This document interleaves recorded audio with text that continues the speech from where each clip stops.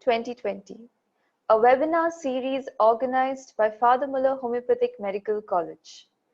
ProVision 2020 is a platform for the experienced homeopaths to share their clinical experience and give their expertise on various clinical conditions. For today's session, I extend a warm welcome to our administrator, Reverend Father Roshan Krasta, our principal, Dr. Shiv Prasad K, Vice Principal, Dr. E.S.J. Prabhukiran, the convener of the webinar series, Dr. Dheeraj Fernandez, and all our dear delegates. Today's session, we have Dr. Vinayan Uttaman, Director and Senior Consultant, AIHMS Homeopathy, presenting on the management of acutes, a homeopathic perspective in a general practitioner's viewpoint. The moderator for today's session is Dr. Shiv Prasad K, Principal and Head of Department of Organon of Medicine. Now, I kindly request the moderator, Dr. Shiv Prasad K, to take over the session. Good evening, everybody. We are in the continuation of the webinar series, ProVision, Mission Possible. Dr. Vinayan Uttaman is our today's resource person. I am very happy to introduce this gentleman. Now, after nearly 33 years, we are seeing each other, Dr. Vinayan Uttaman. As a student, we have seen, and after that, as a consultant, for a few years, we were together. If I am right, Dr. Vinayan Uttaman. Used to come for the alumni meetings and then used to be there. Yes? Yes. So today I'm very happy to introduce, and I'm also privileged to introduce one of the passionate and a person who was involved in growth of homeopathy after he left Father Muller's, Dr. Vinayan Uttaman. He's a BHMS from Father Muller's. He's a third batch from our institution, and he's MD Homeopathy in Materia Medica from Vinayaka Mission Hospitals Medical College, Salem. He's got experience, abundant since 1993. That's around 27 years of clinical experience. He is the founder member of KHMGA. Now it is called as IHMA, and he is the part of the Kannur branch. He is involved in training seminars for the government medical officers, and also he has been the resource person for seminars of various IHMA chapters. Vinayan is one of the founder directors of the Aditya Institute of Homeopathic Medical Sciences Private Limited and a senior consultant. My dear friends, this is the way he was going about the student life also, his innovative ideas, activities in academic as well as the cultural activities. He has his name suggests, Vinayan Uttaman. Vinayan is very soft-spoken and very humble, very mild, but at the same time highly thoughtfulness, thinking. And that is what probably when he left Muller's, when he started as a private practitioner, he also joined hands with his friends to start this particular institution, the corporate sector of a chain of homeopathic centers. And today it is a big name in Kerala and also in Karnataka. He has treated a good number of pediatric and also acute cases in his clinical practice. And he is having an abundant experience in this, for which he is going to be sharing it with us today. He is married to Sri Jisha, an advocate, and blessed with 2 children. A very, very kind-hearted, nice, gentle, and morning when I spoke to him, he said that he has become introducing you like this because you are all endings and interactions. So today we are going to listen from you, your experience. With these words of introduction, I am presenting Dr. Vinayan Uttaman. Yes, Dr. Vinayan Uttaman, it is the floor is open for you now to present your expert opinion on the acute. Yes, take over. Thank you very much, Dr. Shiv Prasad. Actually, I'm getting a bit emotional. I'm as Dr. Shiv Prasad said, I'm a Father Muller's product, and presenting in a webinar of Father Muller's is really, I have presented various topics in various webinars and in various seminars and many training sessions, but this, I find it, really I'm getting, the memories are going back you know. Anyway, let's start. Thank you very much for asking me to present the topic here. And thanks for the compliments. I don't know, but okay. So let's not wait this time. I see some of my classmates and my college mates, and also the principal. He was my senior when I was studying at Padam. That was really very nice time. Anyway. So actually, I actually joined this medical college accidentally. I didn't know about homeopathy. I didn't know homeopathy existed. But it was all of a sudden, my life took a turn and I had to join there. And, you know, initially I found it very tough. You know, I had some different ideas about medical colleges. My father was a doctor, an allopathy doctor. He had a nursing home there. Place, and I had been to Calicut Medical College, government medical college many times. So my idea is totally different. Here, I found it something, very difficult, different. I was thinking that, it was very like very strict environment. We couldn't go out, even to come back home. For the first 6 months, we were not allowed. But, and our principal was Dr. K.A. Joseph, a very well-known homeopath. And actually, it changed me very much. My personality changed. I had a lot of opportunity there, and, so many changes happened in me. And studying homeopathy, I didn't want to be a doctor, but destiny took me to that college and I had to be. Then I thought, when I joined there, I thought, now this is my life. I have to do something. And I started studying, and I got excellent training from the college. And when, I completed, and when I was about to start, let me share a PowerPoint presentation to you now. Okay, so in the college,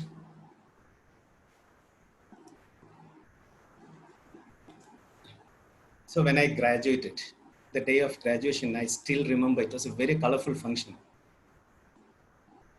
And I had a lot of high hopes and a lot of imagination, like going back to my place, practicing.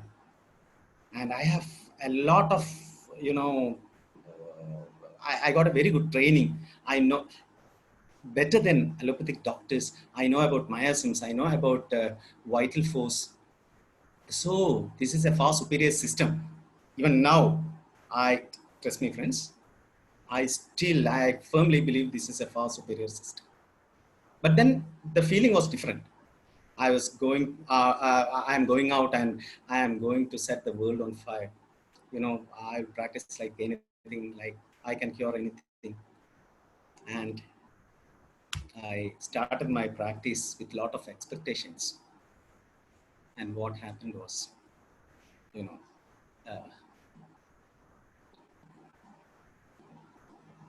practicing in periphery is totally different from practicing in a medical college.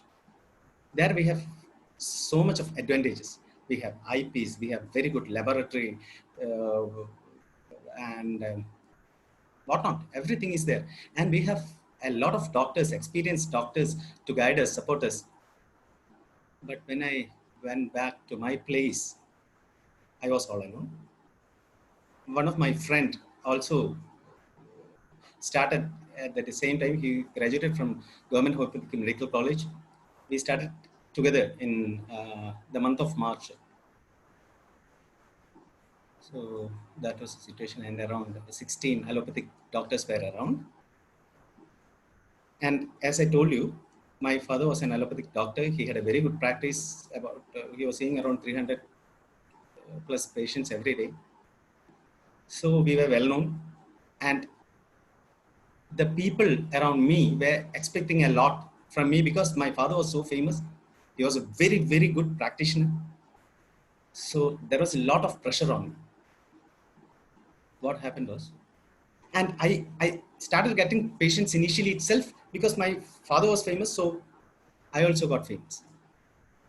And all the acute cases started flowing to my clinic.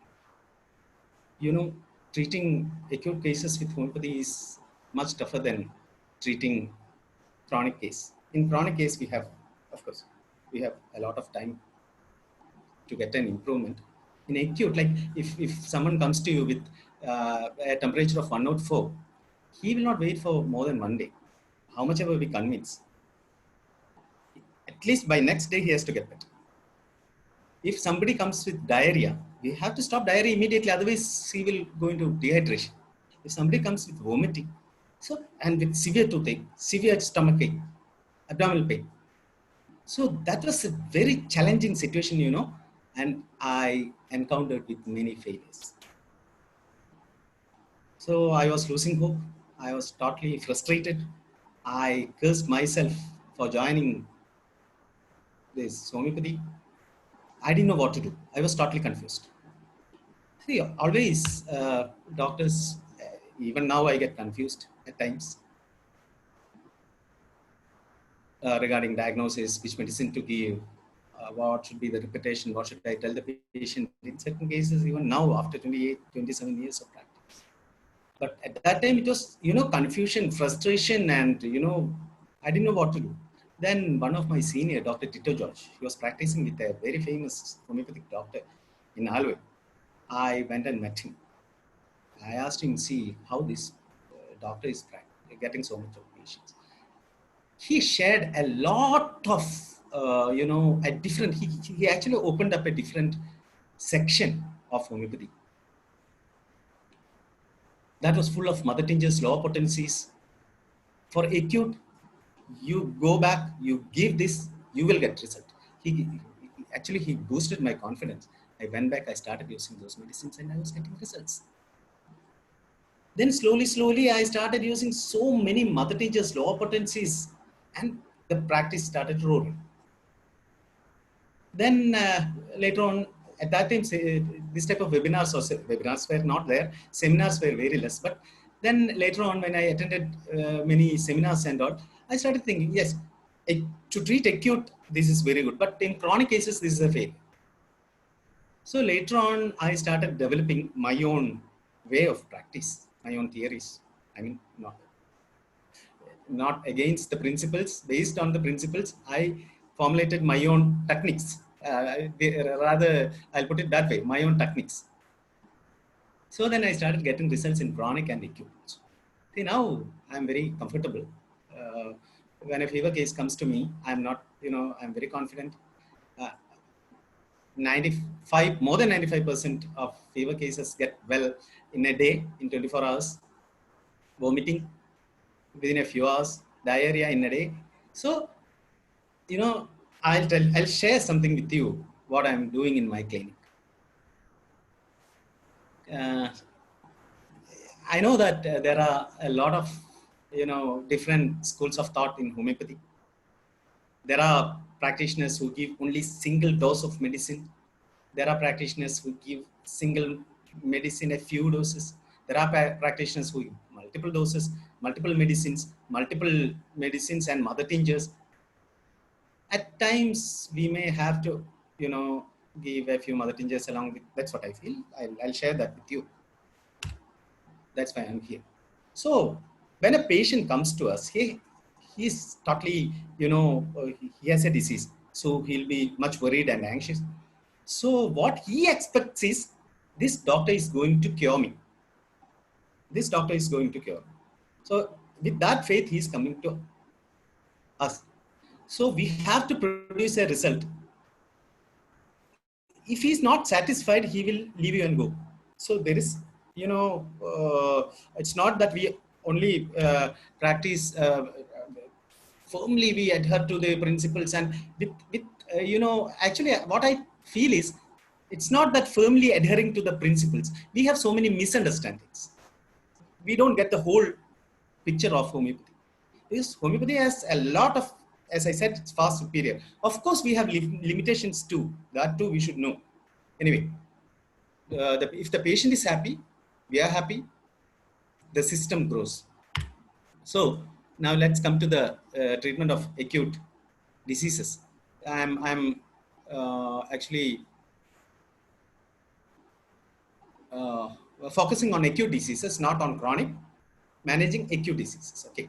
So acute diseases, we get fresh case in the sense, just they come only for some acutes. They are not like they don't have any chronic complaints, or they are fresh case. They don't have much other complaints. Whenever they get a fever, cold or cough or diarrhea, they come to us, fresh case.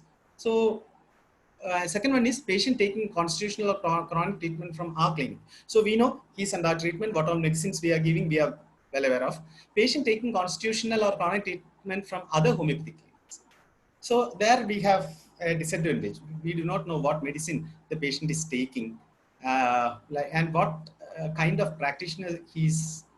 I mean, like as I said, certain homeopaths, they don't prescribe any medicine for this acute complaints. They just give placebo. So most of the time, what I do is I just ring up that practitioner and ask him, say, such a patient has come, and I manage according to what he says. Patient taking a constitutional or chronic treatment from other system of medicines like Ayurveda, Siddha, Unani, allopathy. So there also our approach has to be slightly different. Like we have to, like, what difference is, like, for what he is taking medicine will be like when if we give any mother tinctures, will there be any drug interaction? So many things we have to consider, and will it affect the treatment, the current treatment which he is taking? That also we have to, and this is very, there is a lot of risk, like patient taking aspirin. We cannot prescribe ginkgo biloba in that case, because already he is taking a blood thinning medicine. So ginkgo biloba also does the same. Likewise, just an example, I'm giving just an example. So we have to be very cautious.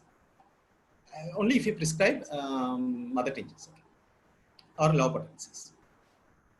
And lot of suppressions may be there if they are taking medicines from other system of medicines. The most toughest is a case comes to us, an acute case comes to us, but the patient don't come. Someone else report for the patient. Usually this happens, in the evenings. When we are about to get up and go, one father will come running, sweating, much worried. He said, doctor, please wait. My child is not well. What happened? He's having fever. When did it start? Today. Today when? Today when? He is confused. Today when? What, doctor? No, in the morning or in the afternoon? Must be in the afternoon, sir. How's he? Is he very weak, or is he having any other symptoms? No, actually, what happened? I was in my at my workplace. My wife rang up and told me that he's having high fever. That's why I came running. Is he having any other, like, does he have any body ache or vomiting, diarrhea, or anything? Is there? I don't know, sir. And he gives a good grin. No, why don't you please ask? Okay, he started. Okay. Is he having any other problem? Any headache? No, sir, he is not having any. How is his thirst and appetite? He drinks water very well, doctor. Lots of water. No. Today also he might have done. Totally, he's in a hurry. We are in a hurry, and he's also much worried. So such situations we have to manage. So that is a tough case. Okay.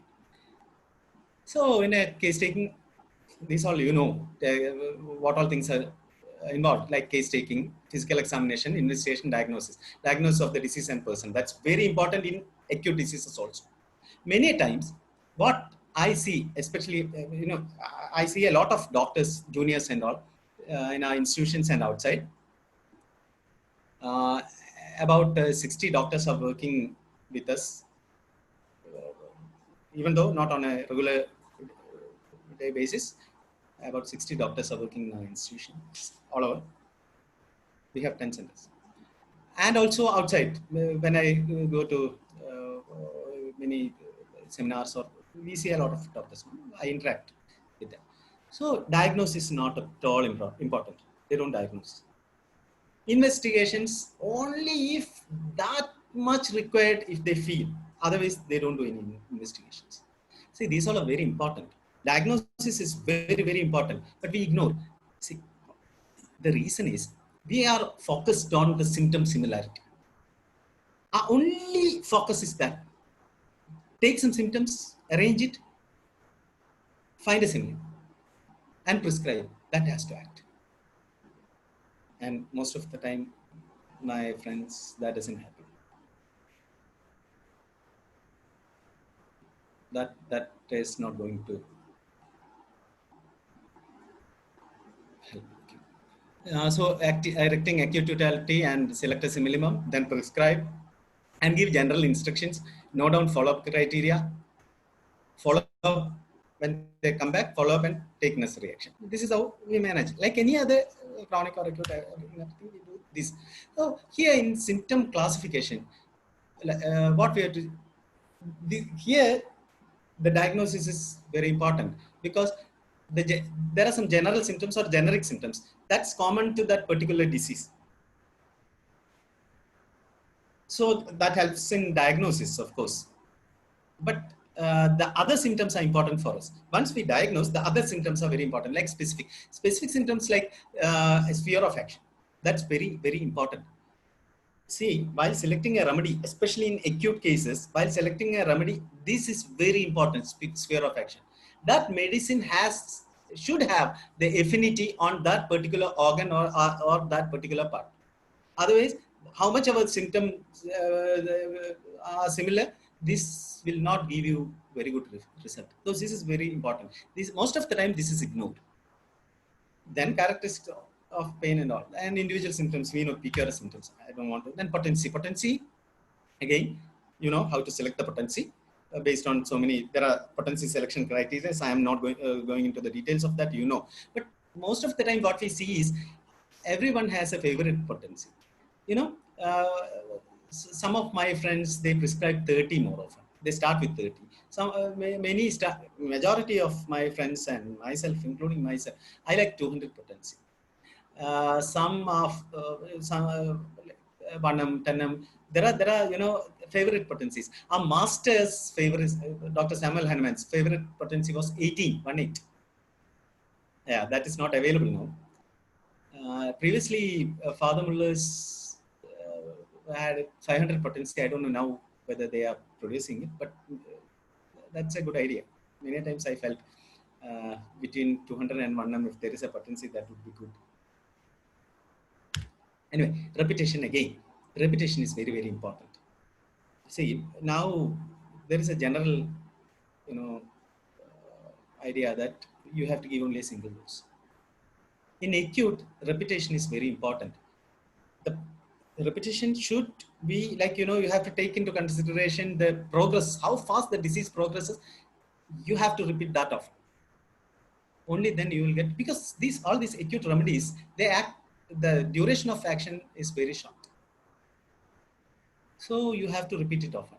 Just give a dose of medicine, wait for some time, and say, see, now you see the medicinal aggression. Actually, it is not the medicinal aggression, the disease is progressing. So repetition is very important. And we should know homeopathy also has limitations while treating acute diseases. So many severe acute diseases come to us. Even unconscious, I had so many experiences, like, you know, parents take unconscious child to us. They have that much faith in us. So you should know when to refer a case to an expert rather than when to treat. This is more important. You should know when to refer. Then you will not commit any blunder. This is very, very important, and don't hesitate to refer if you feel like referring. Okay, now let's go to the specific diseases. Of course, fever is not a disease, it's a symptom, but let's see, fever. Because this is the most common condition we get in clinic.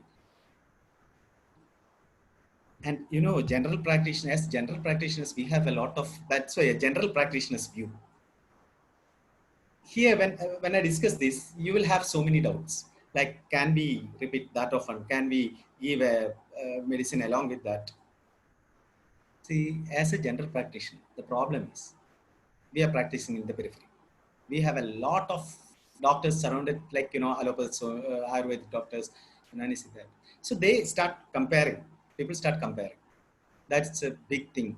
You have to convince the patient. That's it.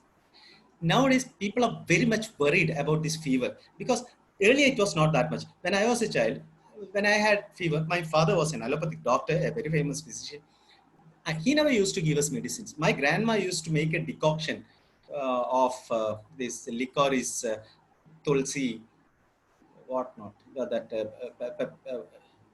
pepper powder, and so many jaggery, so many things, jaggery, and what else? So certain ingredients. She used to make a decoction, and she made us drink that, and the next day we were better. At that time, nobody feared fever, but now it's not like that. A lot of panic is there over fever, and India is the country which uses so much amount of paracetamol. I had a patient from Germany. A German lady came to me. Actually, she was married to a person who lives in Kannur. So actually, this German lady and her mother-in-law came to me. As soon as she entered my clinic and sat down, what she said, doctor, don't prescribe any medicine if it is not needed. If you find it absolutely essential, only you prescribe. That's what is being practiced there. One of my friends' experience, his brother was in Australia at that time. His son got admitted. High fever. Got admitted, but they didn't give any medicine that day. Next day, the fever continued. Tepid sponging and all were done. No medicine. They got worried. They went to the doctor, consulted the pediatrician, and said, "See, no medicines are given to the child. See, your child is okay. You don't have, any alarming symptoms. He'll get better, and all the investigations are okay. Only he's having some slightly raised temperature. That's all." Third day, the child got better and got discharged. No medicine. See, when this German lady told me this, her mother-in-law started speaking. She said, "See, doctor, like, don't feel bad. Our culture is like that. No? Don't feel bad. They don't take medicine like that. Only if it is no, I can understand. I can understand. It's okay." Then she said, "See, actually, my second son married from Kannur only. They are settled in England. So there also, for fever and all, they don't give any medicine for first 3 days. So when they go to the pediatrician on the first day, they tell the pediatrician that now there is fever for 3 days. See, the panic, the worry we have over this. So we should also educate the patient, only give medicine only if it is absolutely essential. But the problem is, it's very difficult to convince our parents, so give something, even placebo will be okay. But if you feel it is essential, prescribe. Don't hesitate to prescribe, because it's not going to suppress, my friends. That's what I feel. See, treating an acute disease, by definition itself, otherwise it will go recover, or it will end up in death. Okay, it will recover. What sort of suppression we are anticipating? So if required, my view is that prescribe. So general measures, tepid sponging, educate fluid intake, restrict, regulate, add food according to the disease, advise proper rest.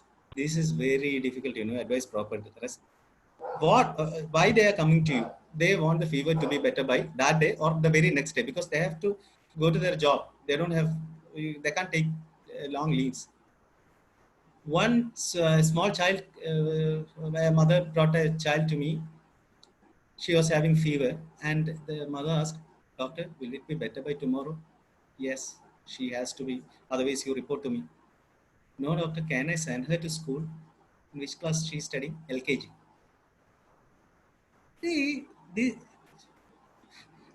Anyway, I was really surprised. I asked her not to send her to the college, and she was shocked.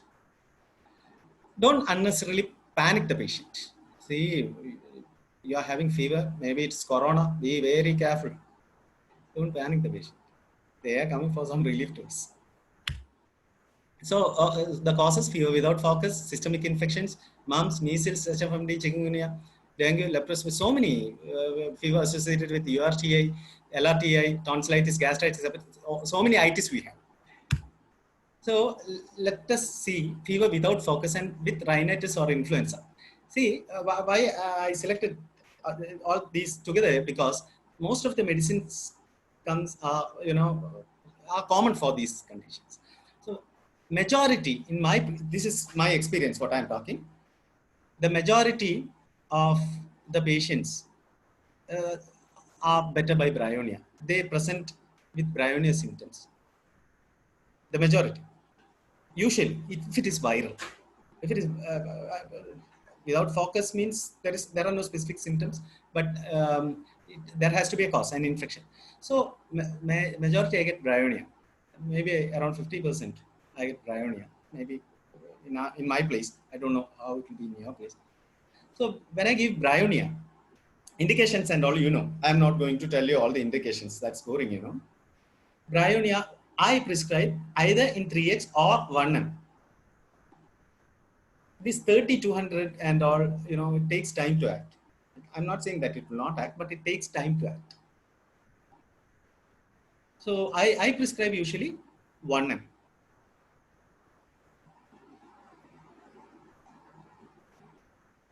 That too, a few doses, 5 or 6 doses. According to the severity, 3 hourly or QID. That's how I give bryonia. In certain cases, I give a mother tincture also along with bryonia, that's Ocimum sanctum. Ocimum sanctum is tulsi, basil, holy basil. See, even now for boosting the immunity, what they say is take 4 or 5 tulsi, basil leaves, put it in a glass of water, keep it overnight, drink the water in the morning. That will boost your immunity. That's what they say, no? So tulsi has an antiviral property. Anyway, so not in all cases. See, how do I select? It's all, some gut by instinct comes up. I should give. That's all. I don't have any other explanation. Arsenicum album, yes. Symptoms, weakness, thirst for small quantity. Next vomica, it's much chilliness, body, pulsatilla, no thirst, chilliness, all the. And now, arsenic album usually I give in 200 potency. Why 200 potency? Earlier I used to give in the beginning of my practice 30 1M and all, but 30 doesn't seem to act. 1M usually, if you give a few, you have to limit the doses. If you give a few, more than 3 or 4 doses, that aggravates. That's what my experience. Or the fever comes down, then some other symptom comes up. Next vomica usually 200 I give. For this without focus or rhinitis or influenza, 200. This Arsenic album I give for 2 or 3 days, but bryonia maximum 2 days, 1, that too, QID.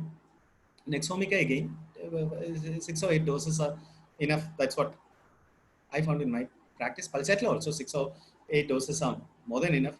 Belladonna, pulsatilla I give in 200 potency. Belladonna gives best result in 3x, 1M and 10M. If you're giving 10M, no need to give too many doses. If 1M, give 3 or 4 doses. If if you feel that you need more doses, then give 6 doses. That's usually that is enough. Gelsemium, yeah, giving 200 potency. Also 3x is good. Rustox 200. Ipetorium either 200 or mother tincture. Both acts very well. If there is too much of body ache and the patient is in agony, usually what I do is I give Ipetorium, mother tincture. But if I feel that some other indications of like Rustox, Nux vomica, if something like that, I give a few doses of that also, or give a dose of influenzin. Cinna, of course, we know it's very easy to identify.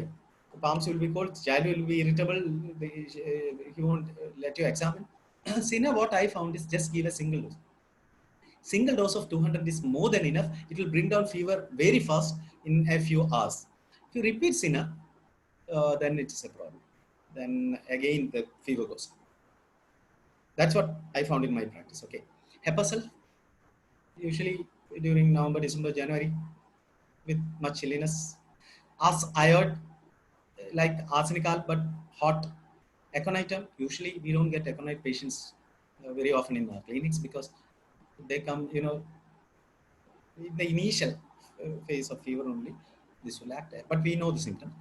The aconite, if we get like if in our house somebody gets fever, or if our staff get fever, and if he or she has aconite symptoms, aconite 30 every half an hour, 5 or 6 doses. That's more than every half an hour. You just prescribe and see aconite. Mother tinctures again. In fever, I use mother tinctures, not very often, but I do use. The mother tinctures what I use are Osimum sanctum, Trichosanthus. This is a very, very, very good medicine, Trichosanthus. Earlier, when we had, see this okay. Don't want to waste time, but it's a very good medicine. I'll tell you the indications. Azadirachta, it's neem. Azadirachta, that's a very good medicine for fever. Baptisia for fever without focus, it is less indicated usually. But if there is specific symptom like weakness and that particular tongue and offensiveness, very rarely I use Baptisia tincture and fever without focus or rhinitis. Very, very rarely. Eucalyptus globus also, I don't use very often in such type of fevers, but of course, eucalyptus, I give 3x. Millefolium is a very good medicine. High fever, high continued fever. We are not getting result with indicated medicine.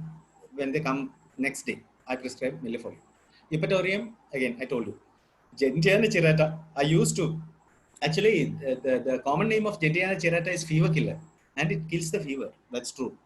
But the problem is, it's very bitter, and I get children, so they don't drink, they don't take it, Gentiana. They just spit it out. So I stopped using in my earlier years of practice itself, but it's a very good medicine. And the weakness remaining after fever, Gentiana lutea is a good medicine. Okay. Acetanilum also, this is a specific, don't go for specifics. It brings down fever, but it only brings down fever. It will not cure, or it will not take care of any other symptoms. But all other medicines will take care of the infection. That's more important. And prescribing mother tinctures should be definitely, you have to see the indications. If you don't, there are no specifics in homeopathy. I'll tell you, there are no specifics in homeopathy. Like this popular people advertise, like think Maruti, think popular. Likewise, we have a common this thing, think fever, think Baptisia, think cough, think Justitia, think asthma, think Grindelia, think high blood pressure, think Rauwolfia. See, this is not going to work. This is not going to work at all, I'll tell you. So specific indications are there for all, even mother tinctures. You have to see the indications. Osimum sanctum, you see. It's good for viral, malarial fever, tuberculosis, fever of high or low grade. See here, the thirst is increased. That's why I prescribe this along with the bryonia. It has, the symptoms are almost similar. Body ache, beta virus, dry cough, bloodstream scrotum in TB. Okay, TB we don't treat. Usually I refer. I don't take. But primary complex, definitely we can get good results in primary complex. I don't treat TB. But what happens, at times people come to us. Do you have some medicines to take along with that? Give medicine. The results are fantastic. So dose is 10 drops QID or even oftener, like 3 hourly, you can give, or 2 hourly, and it's required only for 2 or 3 days. That's all. Trichosanthus, as I told you, trichosanthus, typical bryonia symptoms with like salivation, increased salivation. Actually, we had an epidemic of fever many years back. That was not better with any medicines. We tried everything: Asal, Bryonia, Phosphorus, Nexomica, Ipetor, everything failed. Then we were, we discussed with each other, our friends and all at my place. So we were not. Some cases response, majority of the cases failed.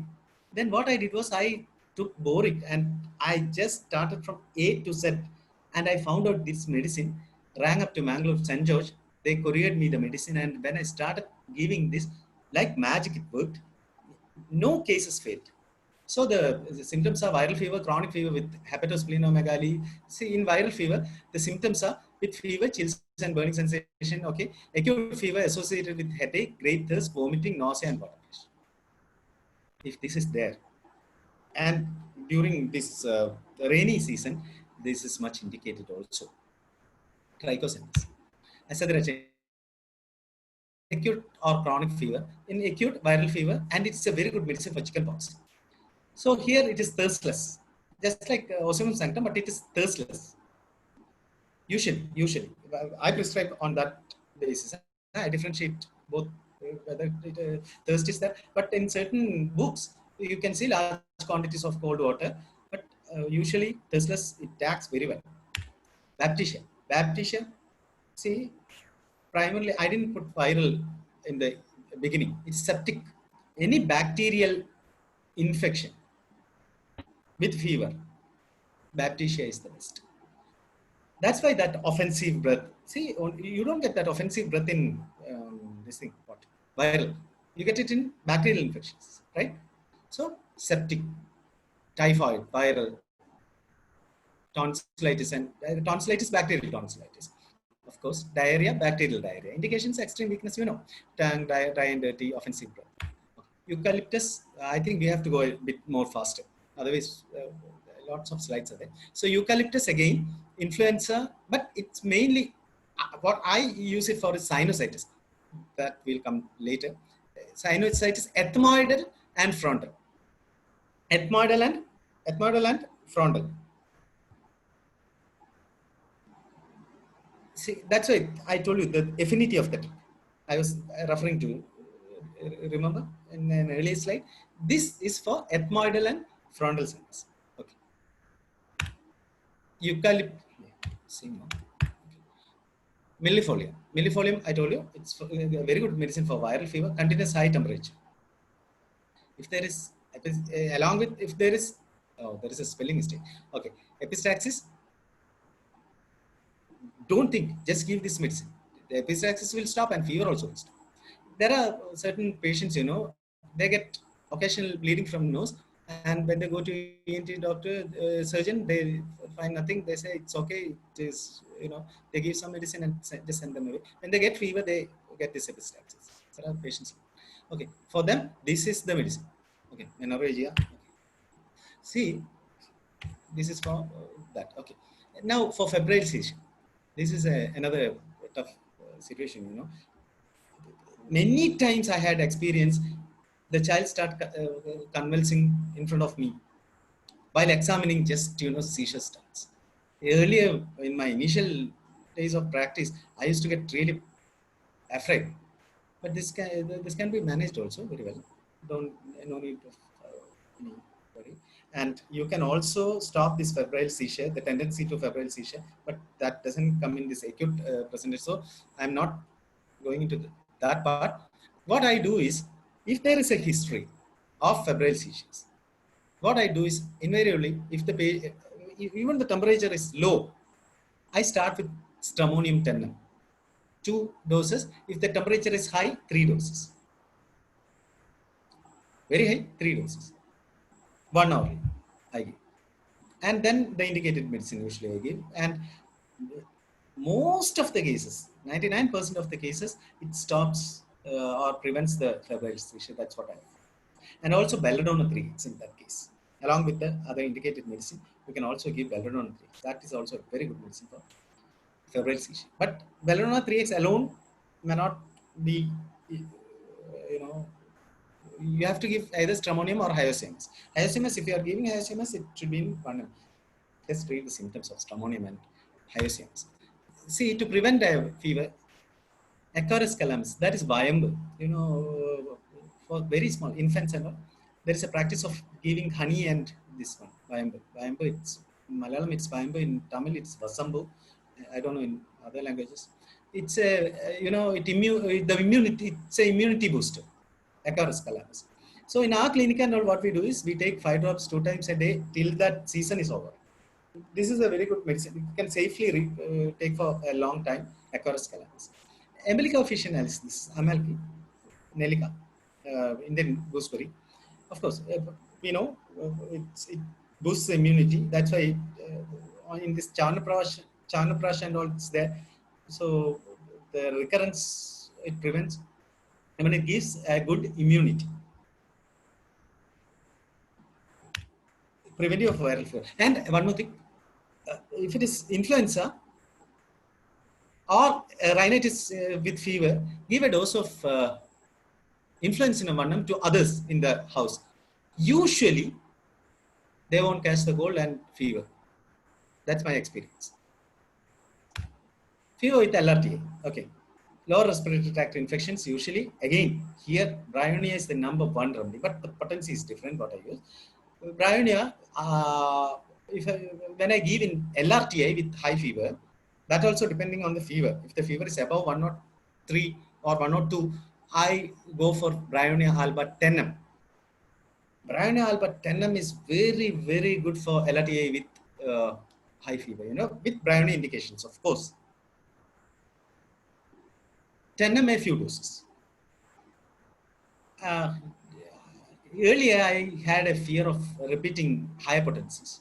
But then one of my senior told me, you don't worry, nothing will happen, you try. And he taught me this Bryonia 10M. And this gave me very good results. And now it's a common practice of mine. I give Bryonia alba 10M, a few doses. Along with Bryonia alba 10M, always I give Baratam also. Baratam 3x. Baratam 3x, if for very small children, see below 1 year, I don't give any 3x and mother tinctures usually. And if I feel that I have to give Baratam 1x to a small child below 1 year, what I do is I give a single drop, you know, in sugar of milk. Otherwise, Baratam 3x, even for child and adults, 3 drops are more than sufficient. 3 drops, 3 hourly. If the fever is very high and if you suspect pneumonia, give Bryonia alba 3 hourly and Baratam 1 hour for a few doses. Definitely the fever will come down, the cough will be better, the patient will feel much better. Then increase the frequency. You have to increase the frequency. You can't give. And Baratam mother tincture, don't give Baratam mother tincture. It's poisonous. It's not good for the eye.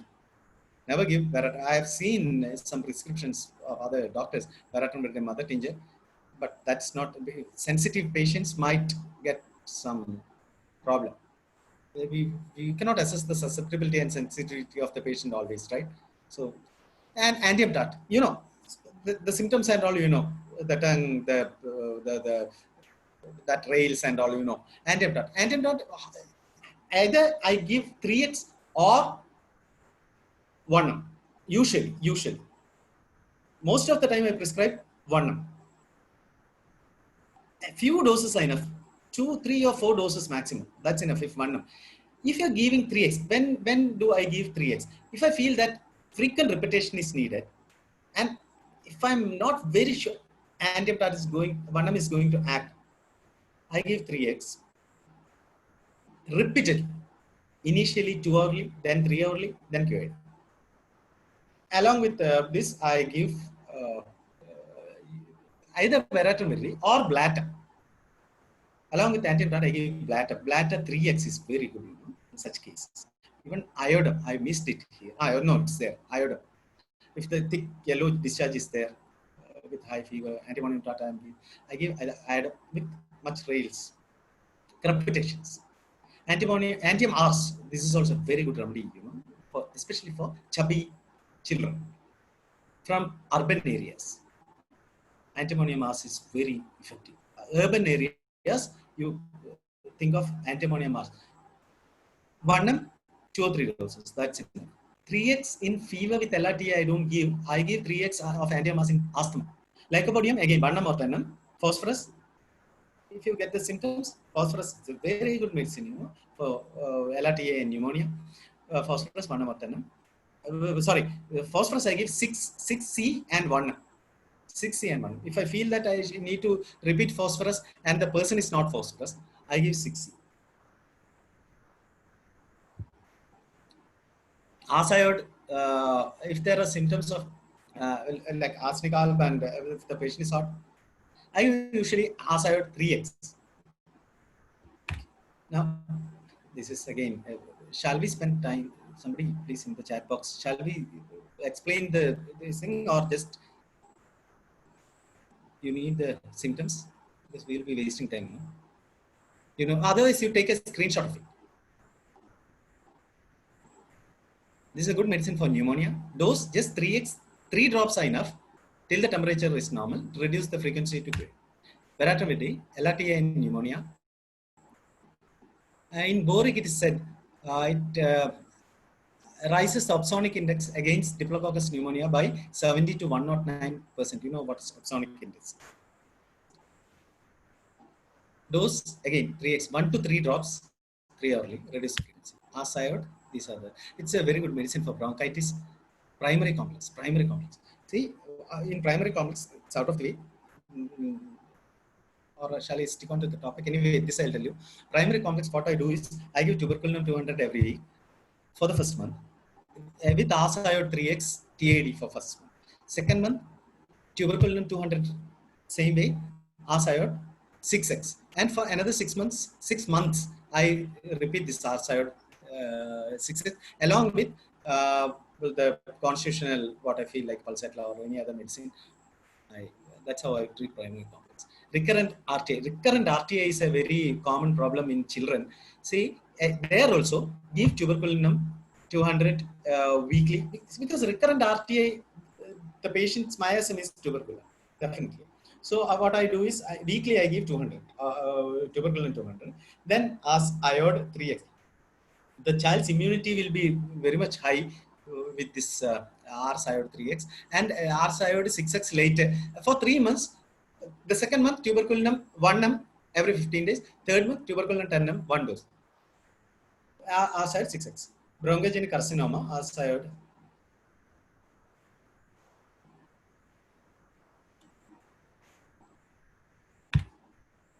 Let's move on to the mumps.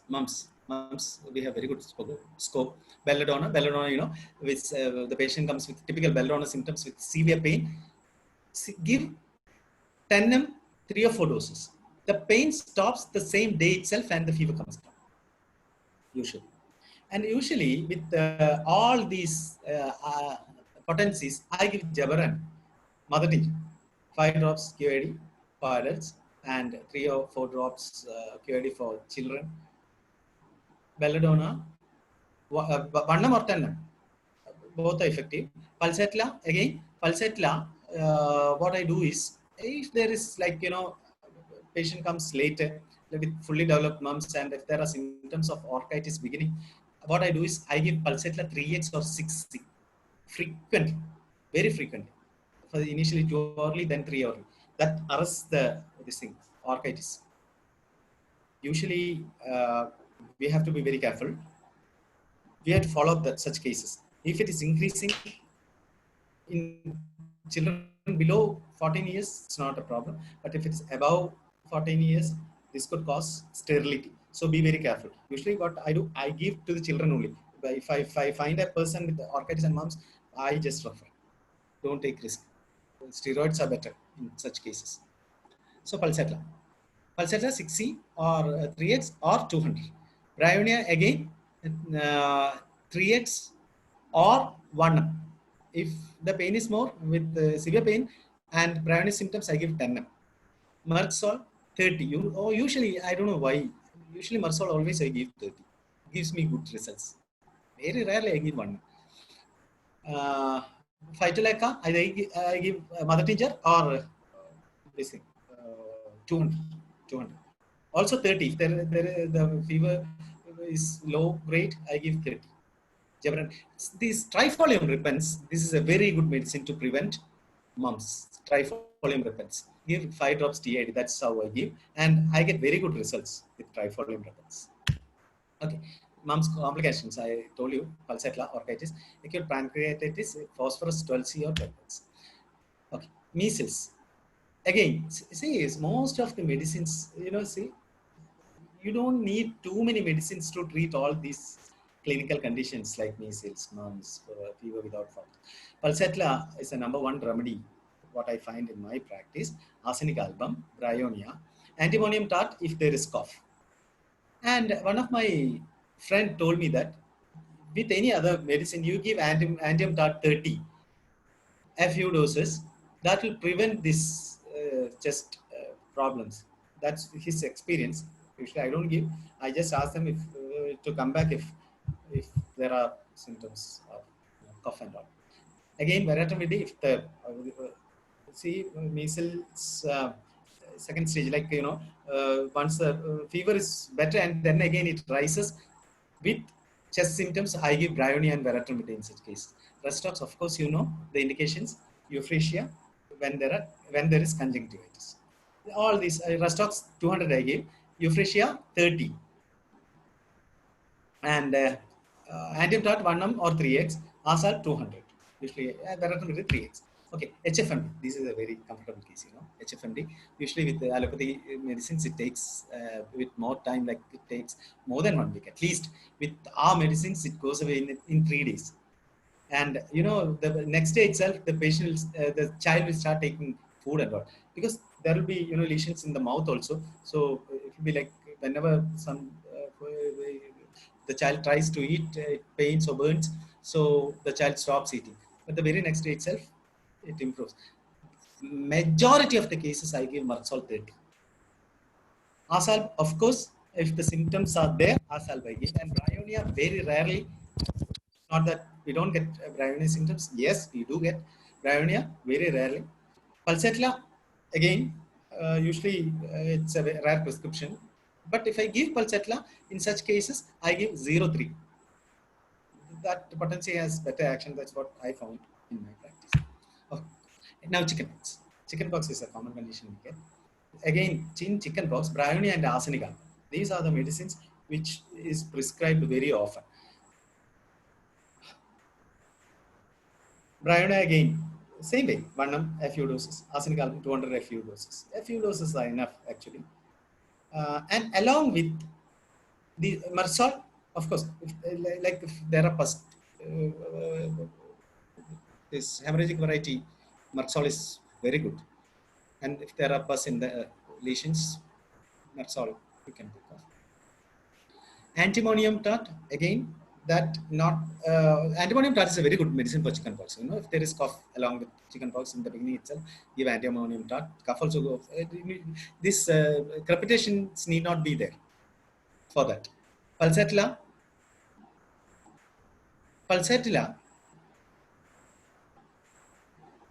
is a very good medicine. Usually I give 0.3 of Pulsatilla. Restox I never give. Many of my friends told me Restox is good, but what I found is Restox always brings out, all the eruptions. Is it bringing out or aggravation? I don't know. Anyway, the patient suffering will be more. So I'm afraid to prescribe Restox. And if absolute indication of Restox is there, it's not that I don't prescribe. Then I go for 50 millismol. Aggravations are very less. I give 0.1 or 0.3. That's why I didn't add that in this slide. Sarracenia purpura. Sarracenia purpura, if there is vomiting. Sarracenia purpura, even otherwise, if you give along with other medicines,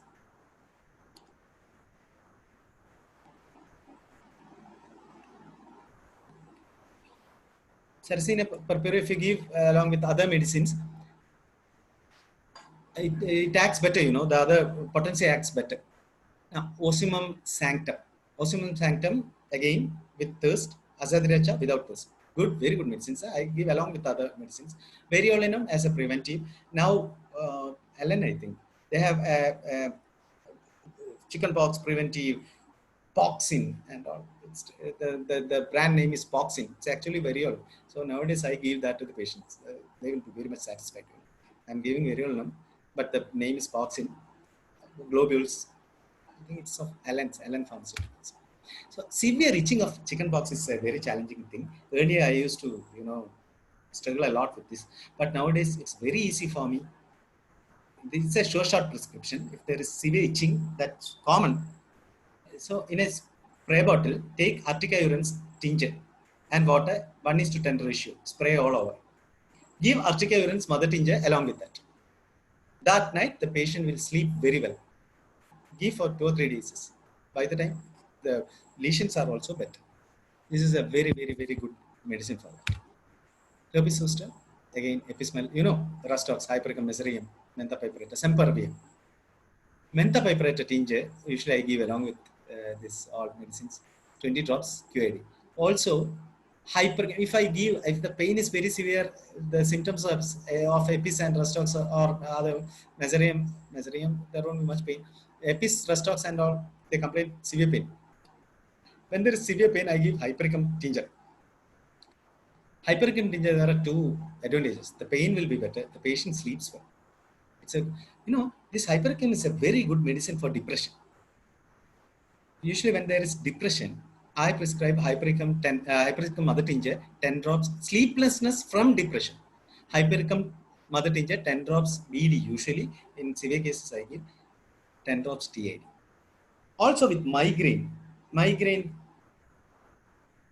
these migraine patients, usually they have a lot of emotions. You will find. According to that, we select the remedies also. So if depression is there, I give Hypericum and the migraine gets better very fast. Actually, in AIMS Homeopathy, I am in headache clinic and ENT clinic, so I get a lot of migraine cases. Migraine is a very good topic to present. It takes a lot of time. We have that high scope in migraine. Anyway, let's come back to this slide. Sempervium, it's a good medicine for CA tongue also. Morphinums 3x or 6x with mesarem. I didn't add mesarem. And this mesarem is, it's there, mesarem 30. Along with mesarem 30, I prescribe this morphinum also. Capsicum, if it is on leaves. Herpes general, borax 3x, or, that look and all should be there. Anagalis is also very good medicine. Capsicum, herpes labialis. Okay. Now, dung fever, it was very prevalent earlier. A few years back, a lot of cases of dung fever used to come to us. The prominent remedy was phosphorus and bryonia at that time. Also belladonna. These 3 in potencies. Phosphorus I used to give 6C. It acts very well, in dung. Also bryonia either 3x or 1m, belladonna 1m, and epitorium in tincture, mother tincture usually I used to give. And if typical epitorium, if I feel, I used to give 200. Echinacea, usually along with any of these medicines, if you give, it acts faster. The other potency acts faster. I don't know why. One of my friends told me, and I started using it. To increase platelet count, X-ray 200. Tinospora cordifolia, another very wonderful drug in homeopathy. Tinospora cordifolia. This Tinospora is good for many complaints. It's good for irritable bowel syndrome, ulcerative colitis. Then it's a very good medicine for diabetes. Diabetes, an excellent remedy. Tinospora. This is Chittamrita. Chittamrita we call in Malayalam. I don't know what call in the other languages. Chittamrita. Tinospora. Tinospora increases the platelet count. Carica papaya also is, but usually I use it very less. Carica papaya. I usually go for this excellent Tinospora. Chikungunya. Dr. Dheeraj, till what time is our webinar?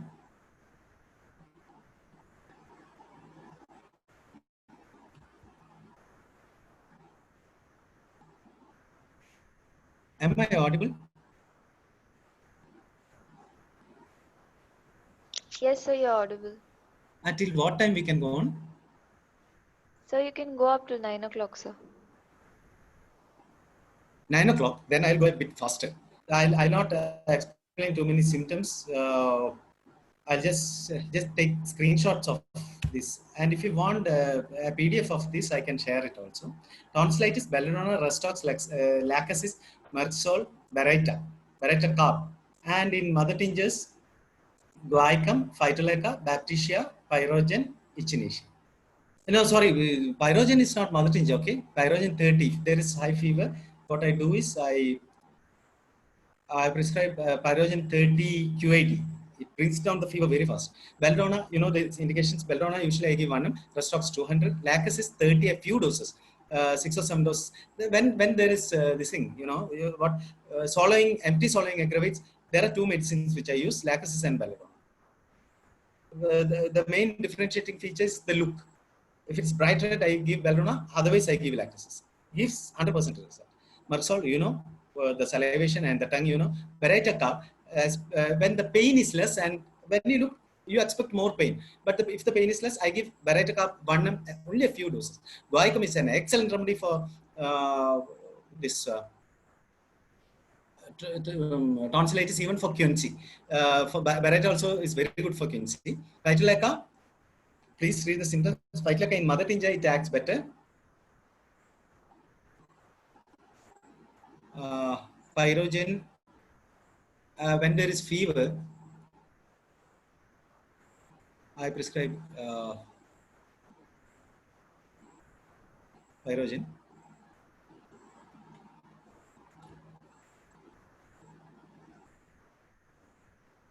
Please excuse me for a minute.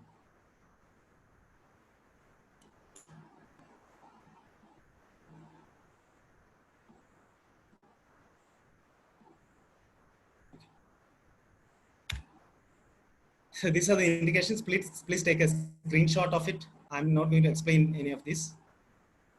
This is self-explanatory, this slide. Now scarlet fever again. This is this is you have to be a little more cautious in treating scarlet fever. Ailanthus glandulosus is a very good medicine for scarlet fever, and also Belladonna 3x, also Epis I didn't add in this.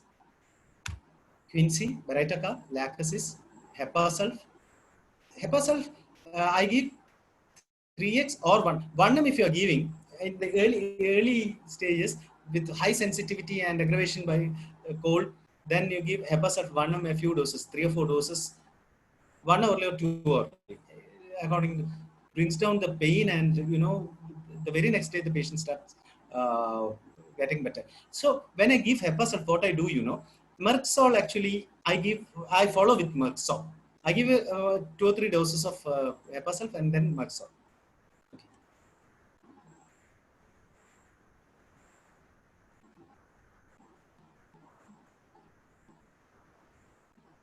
Then cough. Cough is another common complaint we get. So what causes cough, I am not going into the details of that. This is very important, but you should know what causes cough, because according to the cause, our medicines vary. According to the cause, we have to decide whether we should treat or not. We have to refer that everything depends on this. Okay. If you want to take a screenshot, please. This retrosternal goiter, this is, I had a case of chronic cough and I couldn't find out the reason. Then, I gave many medicines and he was not, it was actually a lady, she was not responding. Then I referred the case. Then later she came back, she had retrosternal goiter. It was growing down, and the reason was that. Symptoms to watch for. See, when there is fever, chest pain, headache, drowsiness, and confusion, be very careful with cough. Now, just cough caused by pharyngitis, Belladonna, Vaithya I give in 6 potency, 6C. It acts very well. Bryonia, Merxol, Rumex. Rumex is a very good medicine for pharyngitis. Usually I give 30 or mother tincture. Mentha piperita is a very, very good for medicine for pharyngitis when the season is, in the winter season, in November, December, January, and exposure to cold aggravates either Hepacel or Mentha. Usually, Mentha mother tincture alone will cure the case. Saponaria. Saponaria again with sore throat and it's a good medicine. Sore throat and slight phonia also, like mild laryngitis symptoms also come. Okay, laryngitis, Hepacel, Belladonna, Phosphorus, Spongia, Romex, Drosera, Populus, Mentha. This Hepacel, Belladonna, Phosphorus, the symptoms. Spongia also. So now I'll only tell the potency. Hepacel, I give 200 for laryngitis. Belladonna, 30 or 200. Phosphorus either 6. If I'm giving 30 or 200, I give only 1 or 2 doses. Spongia again, usually I give Spongia mother tincture. I'm very fond of that Spongia mother tincture. That gives you very good result. Also 30 is also good. For small children, I give 30. Rumex, again, either 30 or mother tincture. Drosera, always I give 3x. I found this very effective.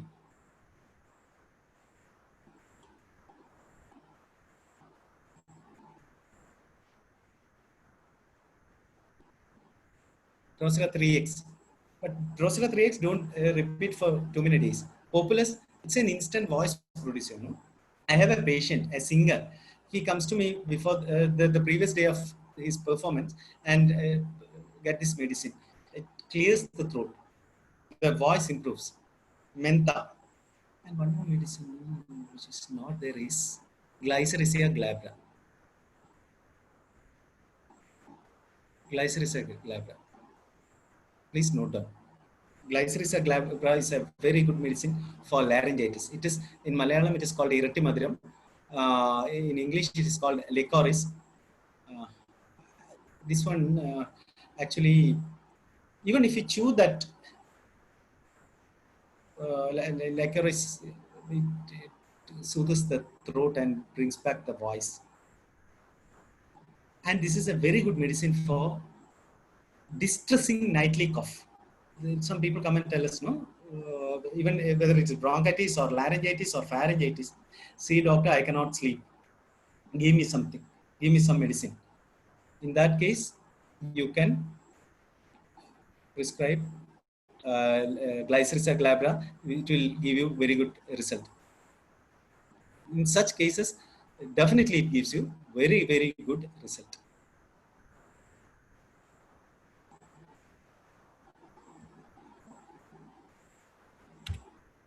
Romex, just take a screenshot of it. I don't want to waste time on this.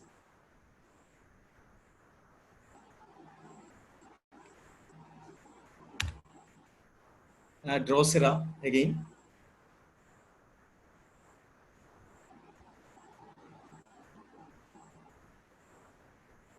Mentha piperita. I was referring to earlier. Mentha, pharyngitis and laryngitis, very sensitive to cold air, winter cough.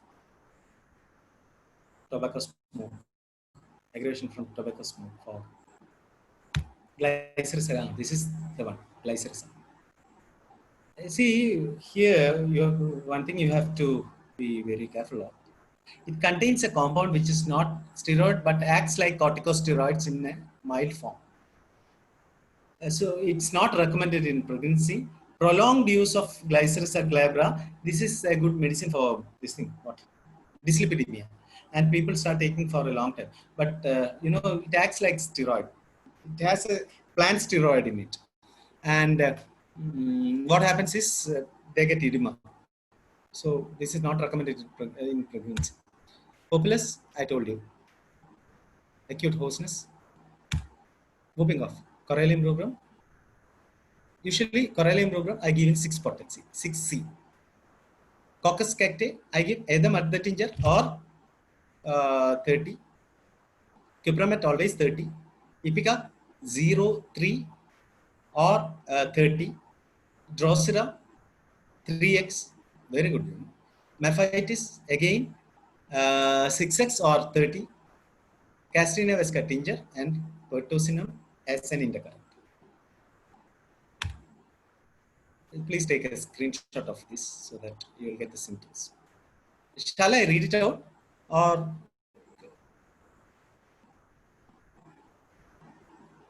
are you hearing me?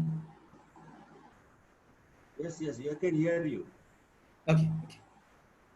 So shall I read the symptoms? Just is it needed? No, no, not required. You can just go ahead with that. Keep that Okay, for some okay. time. You can save time. Coccus cacti, take a screenshot, please. This is a very good medicine. It in mother tongue it stains your finger and all. It's very red in color, and it stains.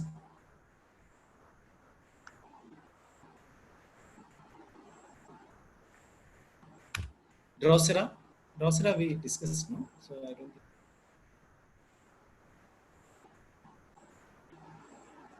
Mephitis, 3s 6c, even in 30. Usually I give 3s and 6. If it is better by cold.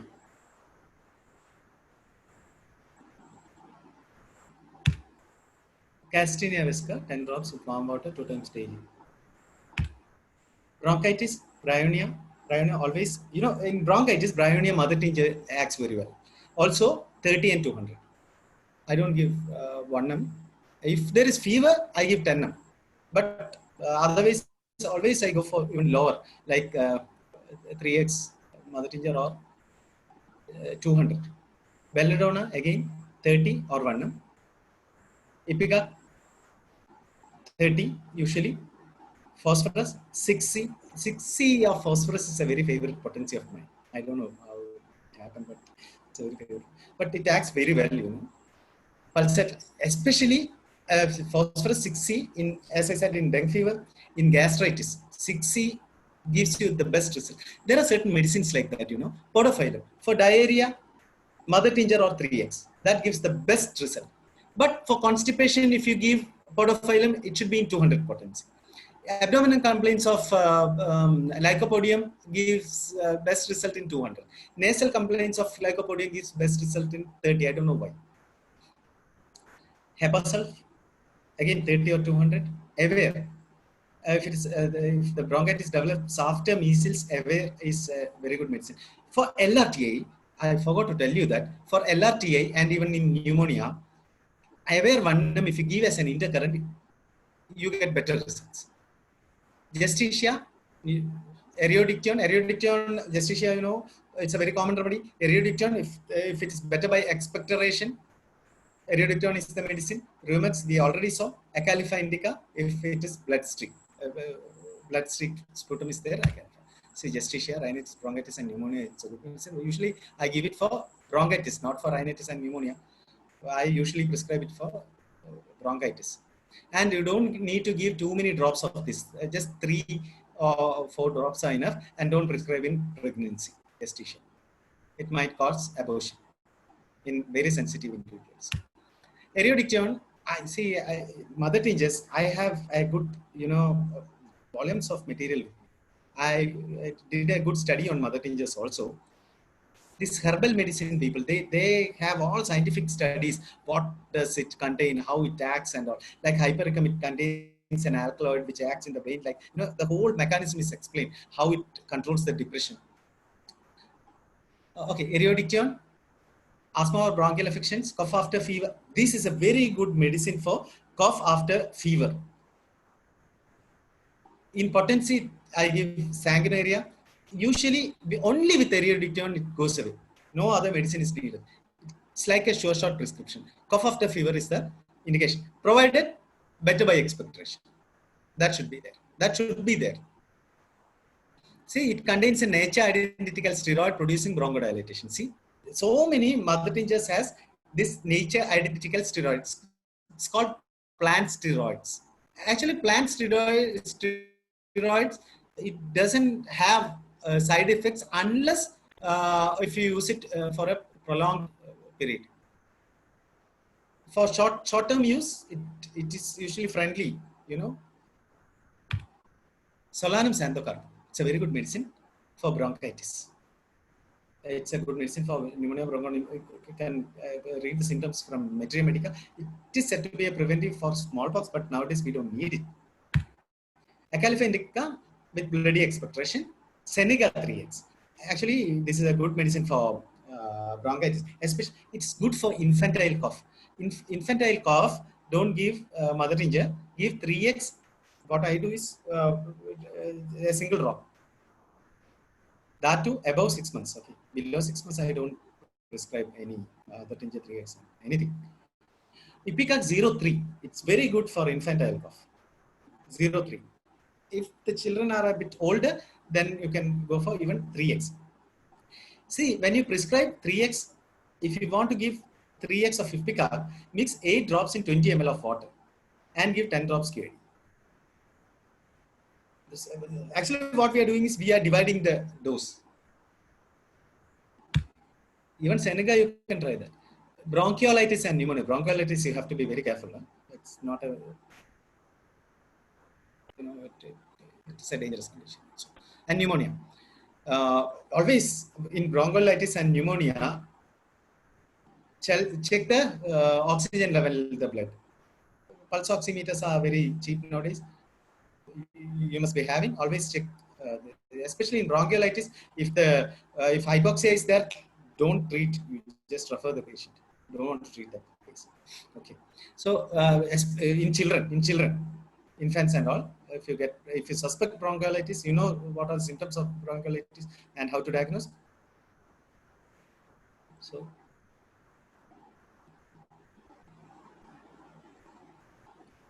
bryonia always I give 10. I don't go below 10. Always I give 10 in bronchitis and pneumonia. That too, if it is pneumonia, I give few more doses, like 8 or 10 doses I give. Lycopodium again in 1 m, antiemtat 1 m or 10 m. If it is 3x, I frequently repeat it, and it gives good result. One of my friend told me he gets very good result in very good results with the 03. I haven't tried. Veratromycin 3x. Invariably, in all cases of bronchiolitis and pneumonia, I give Veratromycin along with other medicines. You may question me whether it is right or not in homeopathy. I don't know. Maybe we cannot give two medicines together. I know that. But as I said, it's a general practitioner's view. I have to get result. If it ends up in complication, then the whole practice is gone. Maybe I'm a bit selfish, but I don't know whether what sort of suppression and all that we can discuss in another platform or any other time in the same platform. Iodum 3x. It's a very good medicine for bronchiolitis and pneumonia. Please differentiate between Veratromycin and iodum. I give both, not together. Either Veratromycin or iodum with other medicines. Aziod 3x is very good. Antimonium as 1 m or 10 m. Aware, always think of aware. If the patient is not getting better in a day, the very next day the fever should come down. The very next day the patient should be better. If that's not happening, give aware 1 m. Basilinum 10 m. That also in chubby babies. If there is, also if you get some wheezy respiration, instead of aware, you can give Basilinum 10 m. Now asthma. It's almost, now 5 more minutes are remaining. Shall I continue or go for some doubts, or what do you prefer?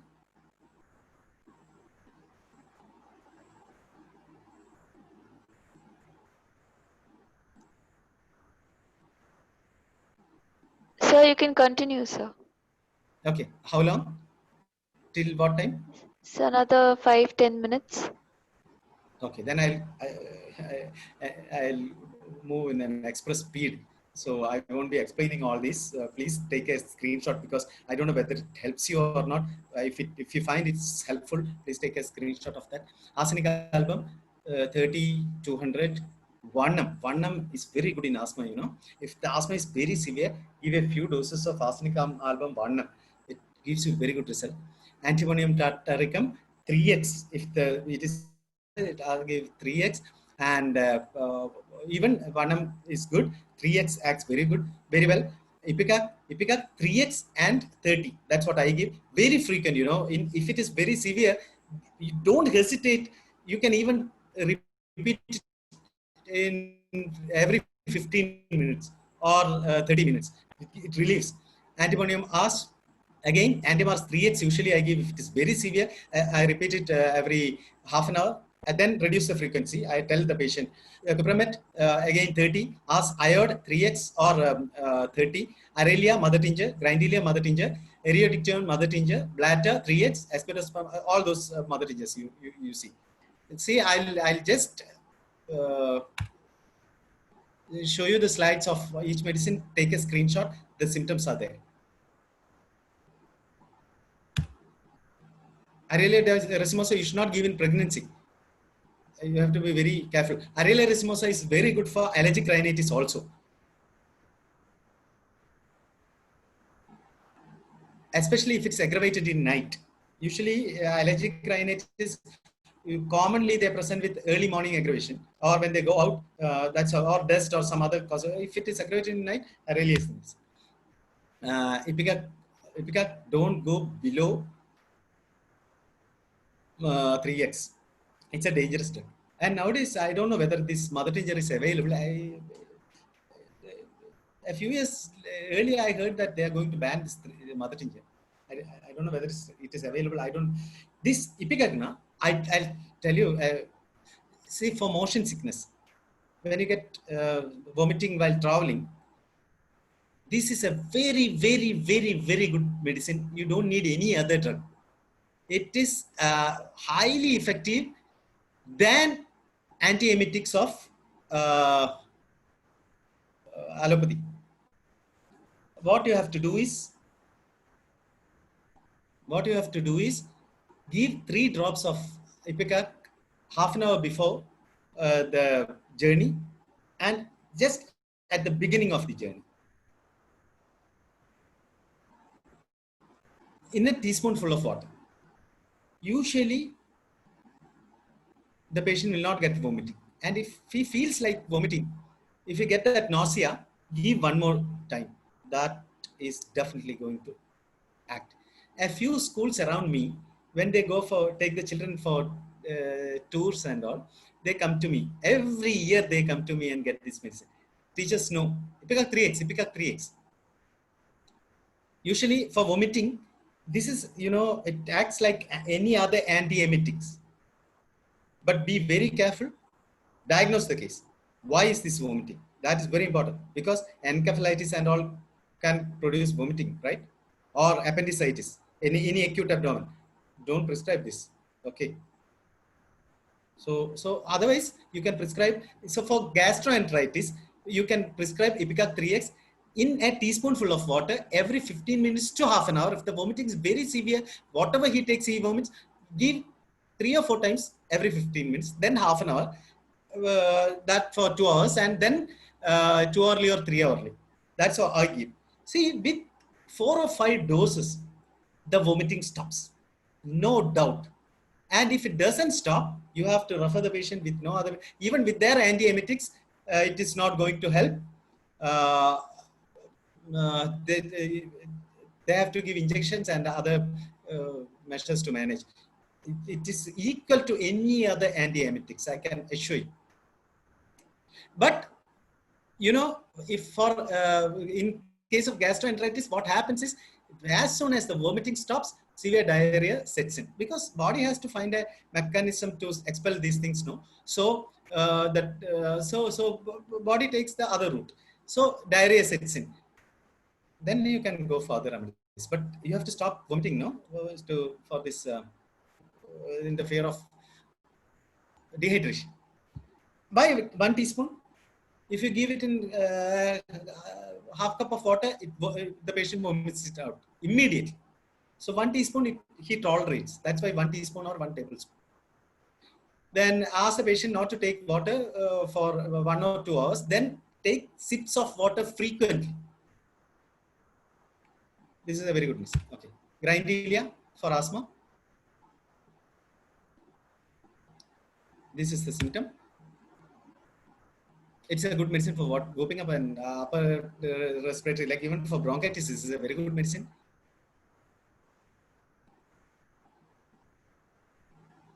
And its active principle is excreted from kidneys. It sometimes produces signs of renal irritation. So don't give it for patients with renal failure and all. Or in case of nephritis, never prescribe Grindelia. Even Berberis. Berberis is a renal irritant. Don't prescribe in such cases. Erodiction, we have seen. Symptom is bladder. Bladder is a very good medicine. I never gave bladder tincture. It's very difficult, to take bladder tincture. Bladder 3S is equally effective for this thing, asthma. Even Baptisia, if you get Baptisia from a good company, a good manufacturer, Baptisia 3X is equally effective as Baptisia mother tincture. So when you give bladder orientalis 3X, after follow with a few doses of 30, that will prevent recurrence. Diascoria, again, Diascoria is a very good medicine to reduce inhalers. You give it when you treat asthma in patients who take inhaler. Give Diascoria along with that. You can reduce the inhaler very fast and stop it. Aspidosperma, Senega, please take a screenshot. In aged people, asthma, Senega is the #1 remedy. In chronic, see, in such cases, Senega tincture and Antimars 3X, if you give, very fast you get the result. Lobelia, aggravation tobacco. And in tobacco workers, that's a peculiar thing which I found. Tobacco workers, Lobelia acts very fast. Passiflora, it's an antispasmodic. So you have to give 30 drops every 10 to 15 minutes. The patient will be much relieved and he will sleep. You get a complaint, no? See, I can't sleep, doctor, do something. So this you give. And okay. Take a screenshot, please. And if you want, I can even share the PDF of this. Okay.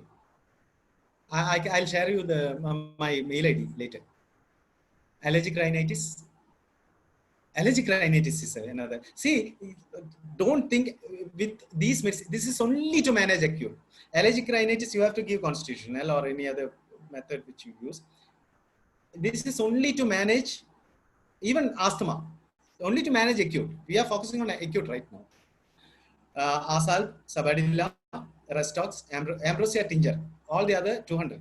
Ambrosia, Solanum lycopersicum is a very good remedy for sneezing, allergic rhinitis aggravated by dust, and another medicine is Pothos. Pothos and Solanum lycopersicum. Both have aggravation from. This Solanum lycopersicum is a very good medicine for after pains of any viral infection. Very good medicine. Solanum lycopersicum. Post-viral arthralgia. This is a very good medicine. Okay, Aurelia, we saw Arundo, and Ambrosia. These two medicines are very, effective in allergic rhinitis, acute cases. You can bring down very fast, very next day. And also Synapis nigra. Please read all this. Histamine 1M. If you give a single dose of histamine 1M, in case where it is aggravated by dust and all, histamine 1M acts better. See, if you want, you can take a screenshot. See, Solanum lycopersicum. It's in boric, the name given is Lycopersicum esculentina. It's tomato actually. It's a very good remedy for pains after influenza, and it's a very good remedy for chikungunya also. And even viral fever with severe pain. Just read the medicine. Aurelia racemosa, Pothos from dust. From dust, other medicines are, one is Solanum lycopersicum, other one is histamine, and Ignatia. Ignatia is also having this symptom, aggravation from dust. Arundo, acute otitis media. This is again, child will be in a distressing agony and the mother also will cry seeing child's agony. So when the pain is very severe and just child or adult, whoever comes to you, they just hold like this. Any even slightest warmth relieves, but cannot touch hard. Just slightly they cover this thing, or if the ear is covered, the child stops crying. Hepacel, Hepacel 1 m, 1 m, 2 or 3 doses, 1 hourly. Even just you can give SOS doses to the mother. And the next remedy is chamomilla. Chamomilla, if the child is very irritable, crying, uh, you can give chamomilla 1 m or 10 m. It is a I in my practice for severe pain, I give either chamomilla or hepacin. Bellona, if I give in 3x. If the tympanum is very red, always examine. That's very important. That's very, very important. Once a patient came to me carrying her child. The child was about 2 years, and said the child is always, he's something is some irritation is there, doctor. Maybe some wax. Please see. I have a good this thing otoscope. I have one of Welsh-Allyn and Heinmini. Always buy a good one, because other otoscopes, just give an illumination. You don't get clear vision. Get a good one. See, when I saw a green mass or something, like some growth. Like, I didn't know. I was totally confused. I said, see, I don't understand what it is. One of my friend is practicing nearby, and an ENT surgeon. You go to him. I referred, and about 2 hours later, this ENT surgeon is calling me. Hey, Vinan, you know what that case was? No, sir. I don't know. I actually I was about to call him. See, it's nothing but the wrapper of this toffee. Actually, he made it a ball and pushed it in. That's why that green mass I was seeing, shiny mass. So always examine the ear. Find out whether it is externa or media. Externa medicines are different. Externa, Hepacel, Merxol. Usually. Media, Pulsatilla, Merck Dulcis. Merck Dulcis when the eustachian tube is blocked. Please read that. Also, for eustachian tube blockage, there are two medicines, Merck Dulcis and Rosa Damascus. Rosa Damascus is a very good medicine. Just read it, Rosa Damascus. Chamomilla for very severe pain. Now, Plantago tincture, 3 to 5 drops every half an hourly, 1 hourly. Reduce the frequency and stop. Calimure 6x, that I give along with that. Okay, Mullein oil ear drops also along with other medicines. Apte, Merxol, nitric acid, Hepacel, Borax. Borax always I give in Borax 3x. Hydrostis either 30 or mother tincture. If I give 30, what I do is hydrostis external also I give. It's very good for oral thrush, oral candidiasis. Now, how I give this external is, I mix it in honey. For 10 ml honey, add 10 to 15 drops of hydrostis, mix well, and ask the patient to apply it. Even it's good for apte also.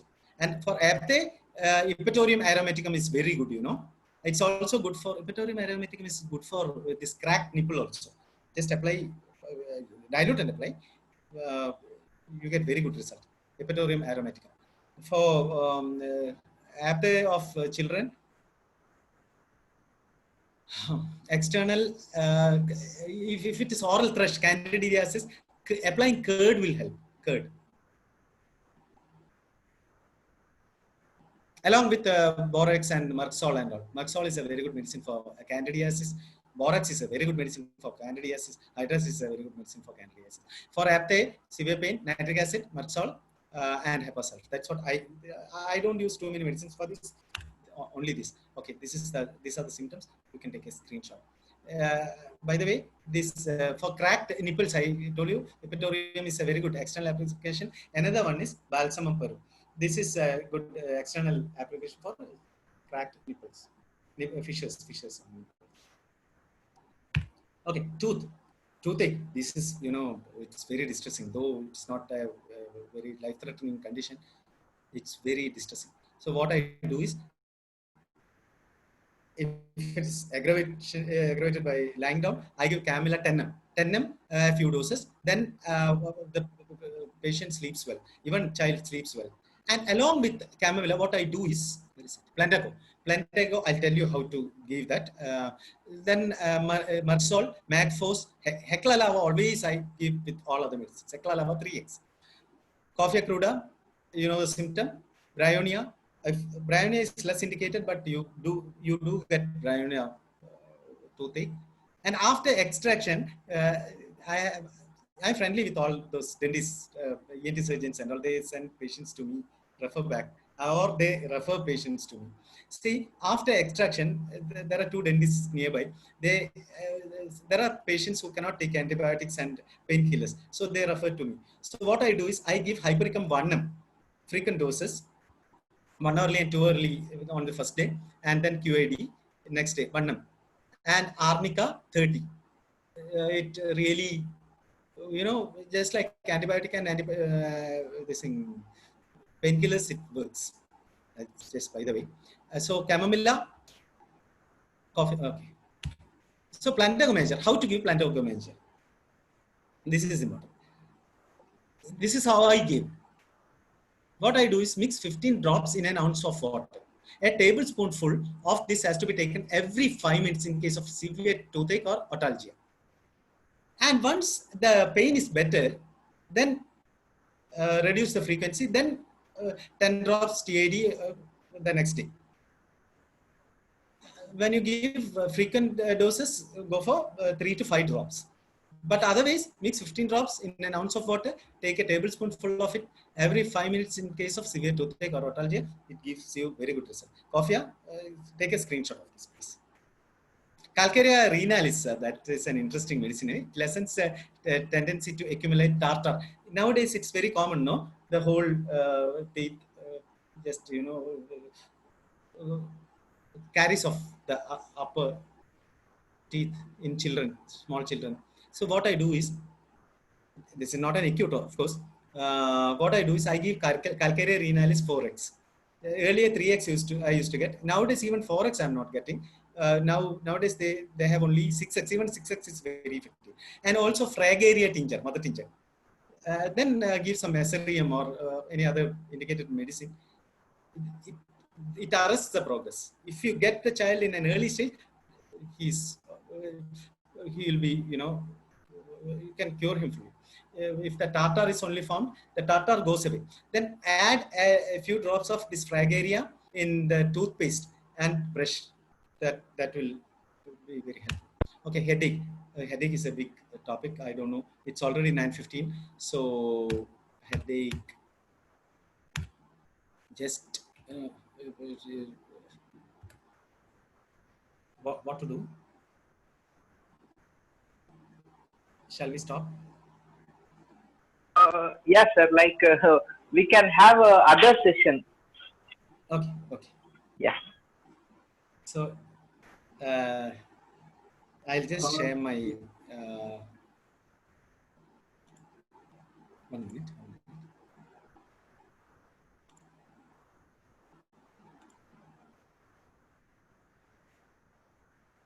I know that a lot of things I haven't covered.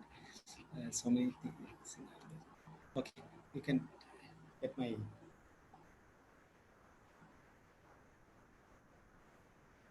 See, so some slides I haven't even completed. I didn't get done. So my mail is vinayut@gmail.com. My phone number is 944-7283-144. Please contact over WhatsApp or text message. Yeah, Vinayan, it was a very good session. People Thank are you. interested to know how homeopathy can act in good number of acutes. In fact, I used to switch off this one because of the net problems here. But your concept regarding the treatment on each and every acute condition was highly motivating for youngsters. If they want to start homeopathy and then come out. You shared your earlier experience also, how you had a difficulty in the initial part of your clinical practice, and now how you have come up to this level. So interesting. So they have asked you, I think, the questions regarding the potencies. Most of the questions are regarding potencies. I think that I don't know whether you'll be able to, most of the questions are related to the potencies. Like remedies, they are clear because they are able to get the clarity, I think. Potencies like potency of this X-ray dosage, then Guaiacum potency and potency of glyceria that you have given, no? Yes, shall I tell that? Just X-ray 200. X-ray 200 and glyceric glabrate tincture, mother tincture. Mother tincture only, okay. It's not Yes, at lower yes. potencies, yes. No, yes. no, Because mother most of your prescriptions are ranging around 3x6 and all those Yes. things, very nice. In acute, Okay, so, we have no other choice. Yeah, you have to act fast and then get the results. So you have demonstrated it beautifully. I think that is a result we have crossed around 400 numbers initially. Then of course now it is 9 o'clock, right? But still the people are there with you. So from my side, I think the audience are very happy with the presentation of Dr. Vinay Uttaman. You have lived up to their expectations, Dr. Vinay Uttaman. Your experience has been a great source of inspiration for the youngsters. Thank you very much. Now over to Dr. Rachel Narona. Thank you, sir. So as we've come to the end of today's session, it's my privilege to propose the vote of thanks. First and foremost, I would like to express our gratitude to Dr. Vinay Uttaman for accepting our invitation and sharing his expertise in treating acute diseases. Thank you very much, sir. I would also like to express our thanks to Dr. Shiv Prasad K for being the moderator of this session and for his guidance for Provision 2020. Thank you, sir. On this occasion, I would also like to thank our administrator, Reverend Father Roshan Krasta, and our Vice Principal, Dr. E.S.J. Prabhukiran, for their constant support. Thanks to the webinar team under the leadership of Dr. Dheeraj for organizing these sessions. And last but not the least, a big thank you to all our delegates for being present in large numbers to attend these sessions. Tomorrow, we have yet another session at 7:30 p.m. by Dr. T. Ajayan on the topic Utility of Physical Examination in Rational Healing. Hope to see you all again tomorrow. Thank you and have a lovely evening ahead. And I thank, once again, I thank Dr. Shiv Prasad and other organizers, and I'm really honored for all the compliments. And thank you very much. And good night. Thank you, sir.